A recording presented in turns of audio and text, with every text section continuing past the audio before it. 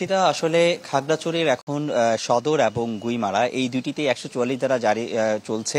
অনির্দিষ্টকালের জন্য 144 ধারা চলছে এবং দুপুরে সেখানে 144 ধারা অর্থাৎ গুইমারাতে 144 ধারা ভঙ্গ করে অবরোধকারীরা তারা সেখানে আসতে রাস্তায় আসলে অবরোধ করে, বিভিন্ন জায়গায় অবরোধ করে এবং তারা টায়ার জ্বালিয়ে সেখানে অবরোধ যে কর্মসূচি সেটা পালন করতে আসে।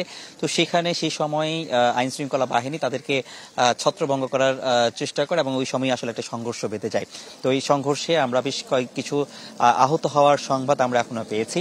তবে পুরোপুরিভাবে এখনো আমরা আইন শৃঙ্খলা বাহিনীর পক্ষ থেকে এবং সার্বিকভাবে আমরা আসলে পুরো তথ্যটি পাইনি যে আসলে কতজন আহত রয়েছেন। তবে আমরা যতটুকু শুনতে পেয়েছি যে 10 থেকে 15 জনের মতো সেখানে আহত রয়েছে। আর এছাড়া বেশ কয়েকটি ঘরে সেখানে অগ্নিকাণ্ডেরও ঘটনা ঘটেছে, বিশেষ করে দুটি গ্রামে।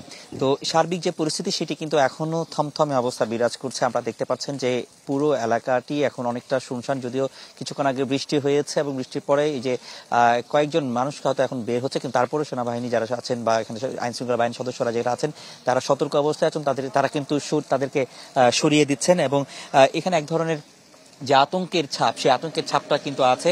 প্রশাসনের পক্ষ থেকেও যাতে বলা হচ্ছে যাতে এই কঠোর অবস্থানে যাতে থাকে এবং শক্তভাবে এই অবস্থানে থেকে এই পরিস্থিতি যেন নিয়ন্ত্রণ করা হয় সেই চেষ্টাটি করা হচ্ছে। তো এই ছিল এখানকার সবশেষ অবস্থা। ইপসিতা। রনি, ধন্যবাদ আপনাকে। দর্শক, আমরা সরাসরি যুক্ত ছিলাম খাগড়াছড়ি থেকে।